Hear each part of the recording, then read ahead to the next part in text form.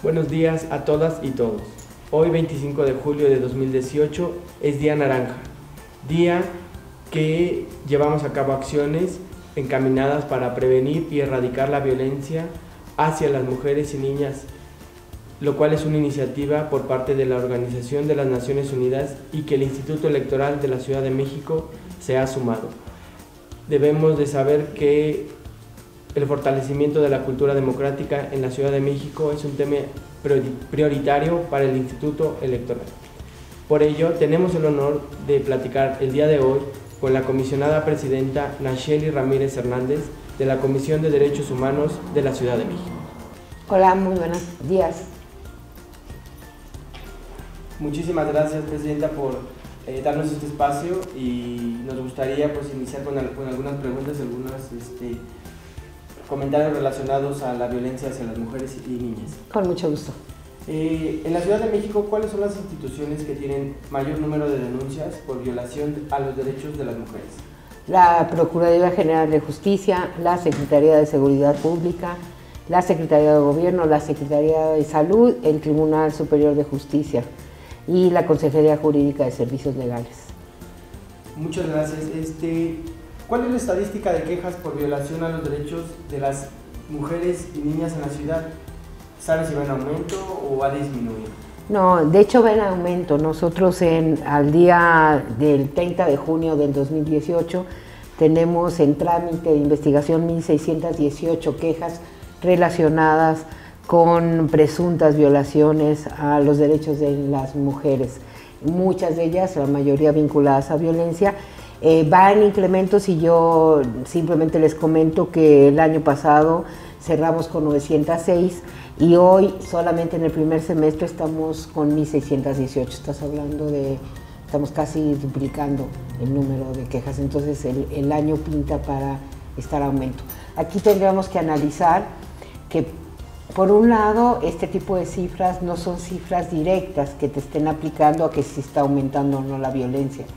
Te está diciendo que hay una mayor, por un lado una lectura es que hay una mayor apertura a las mujeres que sufren violencia a venir a la comisión a poner sus quejas por malas intervenciones de las autoridades. Y la otra parte tendría que ver con un incremento también. Entonces tienes que combinar los dos escenarios para no tener un escenario simple de que esto no está reflejando un incremento exponencial.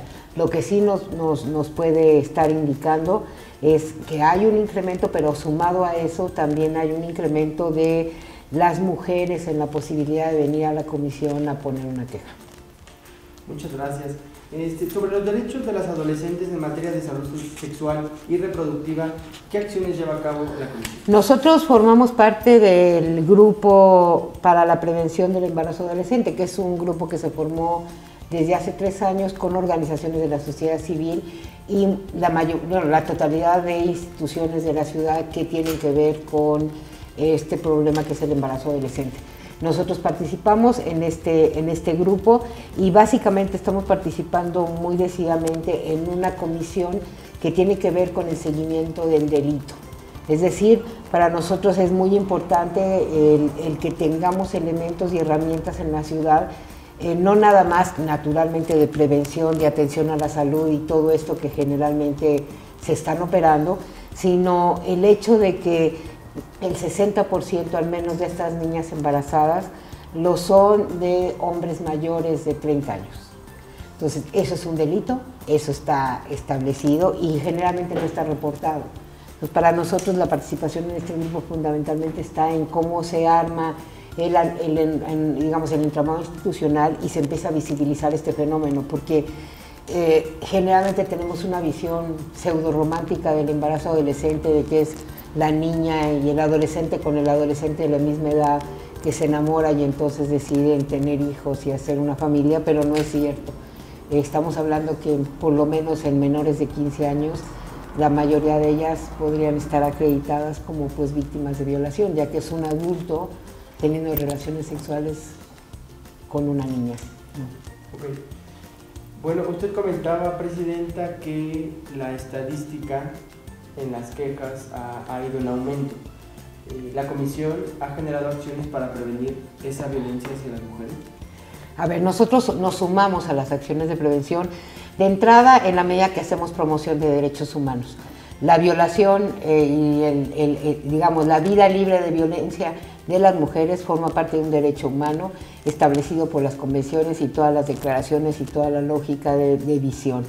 Las mujeres no podrán y no podremos tener garantizados nuestros derechos si no tenemos garantizado inicialmente una vida libre sin violencia. Entonces, la Comisión desde hace mucho tiempo se suma desde el programa de promoción y difusión a cuestiones que tienen que ver con la prevención de la violencia.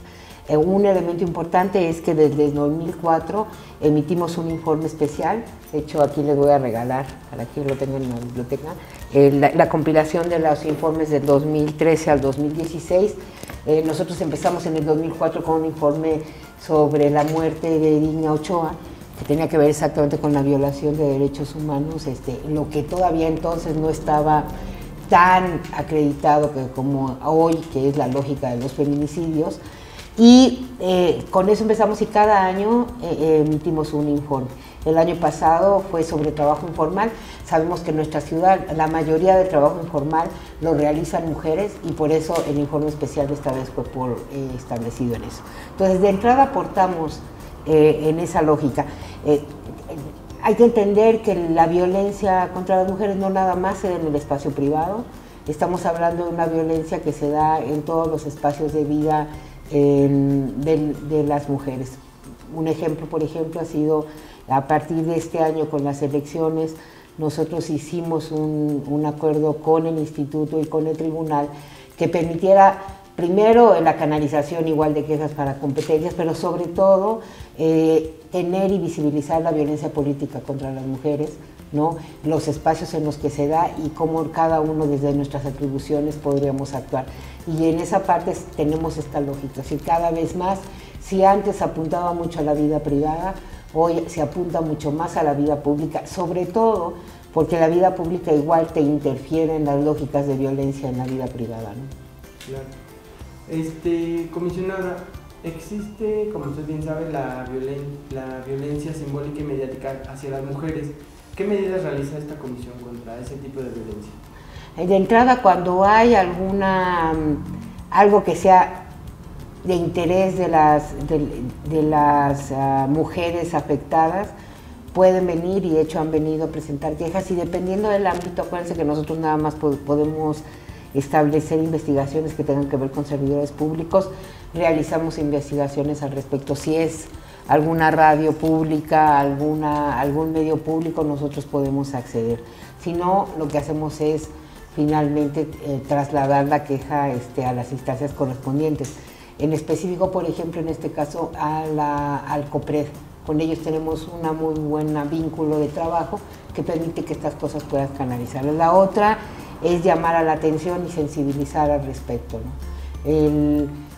Forma parte de la promoción de derechos humanos, forma parte de nuestros programas de difusión y de manera más o menos periódica nosotros ante situaciones digamos que surgen y que se dan a conocer a la opinión pública en términos de esto, estamos emitiendo boletines y comunicados. Okay. Comisionada, a su consideración, ¿cuáles son las medidas que deben de tomar las autoridades para erradicar la violencia en contra de las mujeres y niñas? Mira, yo creo que lo primero es tenemos avanzados en términos del armado institucional, cada vez hay mayor sensibilización, estamos hablando que las autoridades están teniendo, digamos, o incorporando en mayor medida la perspectiva de género, pero creo que uno de los elementos fundamentales, yo los utilizaría en dos. Uno, lo primero es la coordinación, ¿no? De repente las instancias trabajan de manera paralela en lugar de manera coordinada, entonces yo creo que es un elemento importante.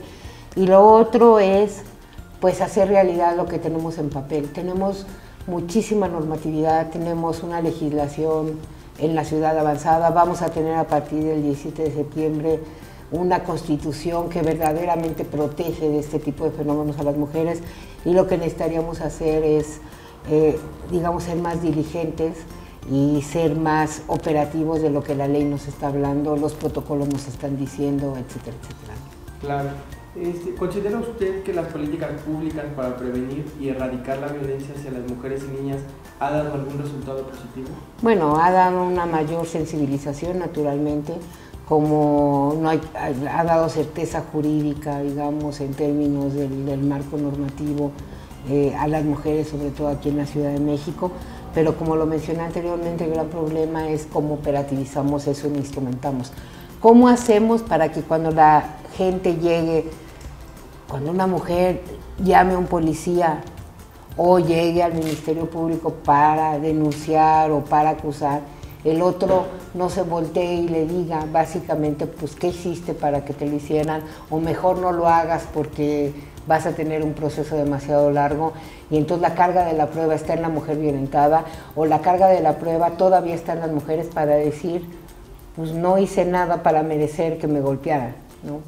O no estoy haciendo nada para merecer que me esté violentando, o no porque se me pega la gana andar en minifalda, lo que estoy es provocando la violencia de los otros, ¿no? Okay, claro. Con relación al Congreso de la Ciudad y la Jefatura de Gobierno recientemente electos, ¿cuáles son las expectativas de la Comisión para prevenir y eliminar la violencia en contra de mujeres y niñas? Bueno, mira, yo creo que lo primero es que estamos hablando de, como te digo, de una ciudad que en referencia a otras entidades de la República tiene muchísimos avances. Tenemos de entrada, acabamos de presenciar el haber echado a andar una red de información que involucra a casi todas las autoridades que tienen que ver con violencia contra las mujeres, desde los centros comunitarios del DIF, las unidades de violencia de las delegaciones, como las Procuradurías, la Secretaría de Seguridad Pública y un armado institucional fuertísimo para crear una sola ventanilla, una ventanilla única que permitirá no nada más recuperar los datos de qué está pasando con la violencia en la ciudad, sino también ejercer con mayor eficiencia las políticas públicas, porque vas a tener información muy directa de quiénes son, por qué, en dónde están y qué es lo que está generando la violencia, y no están los focos rojos de violencia hacia las mujeres. Entonces yo creo que una parte de las expectativas es que iniciativas como estas, que además colocan a la ciudad a la vanguardia en el mundo, no hay ninguna ciudad del tamaño de esta ciudad, o sea, una mega ciudad, que tenga un sistema de información como el que se acaba de echar a andar. Un sistema que implicó años de trabajo, porque no se hace de un lugar a otro, estamos hablando de coordinación, y que podrá facilitar. Entonces esperamos que esas cosas se mantengan, y pues las expectativas son, acaba la jefa electa de anunciar la creación de la Secretaría de la Mujer, a pesar de que hay diferentes vertientes entre si es pertinente o no que sea secretaría. Lo que también es cierto es que la agenda va a ser la misma, y la agenda es la transversalización. Nosotros pensamos que, pues que si es a través de eso, si así se decidió en la administración, pues le está dando fortaleza a la agenda contra la violencia, ¿no? Y que pues en eso seguiremos. Claro. Por último, Presidenta, de conformidad con la nueva Constitución Política de la Ciudad de México, el Congreso de la Ciudad, el Gabinete de la Jefatura de Gobierno y las alcaldías serán integrados bajo el principio de paridad de género, es decir, que se conformarán 50-50, lo que representa una participación inédita de las mujeres en la toma de decisiones. ¿De qué manera esto impactará la protección de los derechos de las mujeres y los demás? Pues fíjate que no es automática. Yo creo que la presencia ahí por sí sola es una presencia que empodera. Básicamente, yo creo que si tú eres la mitad de la población, pues la mitad de la población tendría que tener presencia, ojo, no representación en el Congreso y en cualquier institución de poder. Si bien es cierto, las mujeres tienen un enfoque quizá diferente para abordar los temas en algunos casos, también es que no por sí solo es que la agenda se vaya a empoderar porque hay más mujeres que hombres o hay paridad. Yo creo que, te digo, es como un mensaje de empoderamiento, sí va a permitir que en algunas agendas hay otra perspectiva, ¿no? Que es importante, ¿no? Pero tenemos mucho que avanzar en eso. O sea, la paridad es un paso, es un logro, y sobre todo es un mensaje potente de empoderamiento. Pero te voy a dar un ejemplo aquí en la ciudad. 8 de cada 10 defensoras de la calle, en la calle, las mismas que van y hacen su paro en la delegación porque no ha llegado la basura, las mismas que hacen y trabajan todos los días y paran en la calle porque no está el agua o hay un exceso de cobre en las pipas o no han llegado, esas 8 de cada 10 son mujeres. Tú estás hablando de un núcleo de mucho trabajo de las mujeres que no se ve reflejado en términos del ejercicio del poder, porque ya cuando subes y subes y subes, ya ni siquiera déjate que llegues al Congreso o al toma de poder. Cuando vas subiendo en términos de las presidencias de los comités, la presencia en los consejos ciudadanos, en las delegaciones, etcétera, lo que te vas a enfrentar es que eso no se ve reflejado en los hechos. Hay más presencia de hombres y en esa lógica, pues entonces todavía tenemos una brecha que, como te digo, va más allá de la paridad. Claro, y esa brecha se disminuirá con la coordinación entre instituciones de la sociedad civil, como usted bien comentó. Sí, y un mayor reconocimiento. Sí, todavía hoy, a pesar de lo que pensemos muchos de nosotros, existe un gran reto y es un reto cultural, ¿no? Es un reto cultural sobre la lógica de los derechos de las mujeres, sus derechos políticos y muchos otros, y entre otros, lo que te refleja, digamos, las estadísticas de violencia. Claro que hay mujeres que ejercen violencia hacia los otros. Claro que tenemos que preocuparnos que son las mujeres las que muchas veces violentan a los niños en el núcleo familiar, pero eso tiene un contexto, ¿no? Y lo que sí es un hecho es que las mujeres en su posibilidad y en su circunstancia hoy siguen siendo más vulnerables y víctimas de violencia que los varones. Claro. Pues, comisionada, muchísimas gracias. A nombre del Instituto Electoral de la Ciudad de México, agradecemos la participación en el Día Naranja, en esta campaña que estamos haciendo como una de las iniciativas que hace la Organización de las Naciones Unidas, y como siempre agradecerle a usted y a la comisión que preside por la participación en acciones encaminadas para prevenir y erradicar la violencia hacia las mujeres y las niñas. Gracias al Instituto seguiremos trabajando con ustedes en esto y en otras agendas, porque como lo hemos platicado, el ejercicio democrático no se acaba con el ejercicio electoral, ustedes lo tienen claro, nosotros lo tenemos claro, y los derechos políticos son eso, y en eso vamos de la mano, incluyendo en estas agendas en donde tenemos que sumar. Muchas gracias. De nada.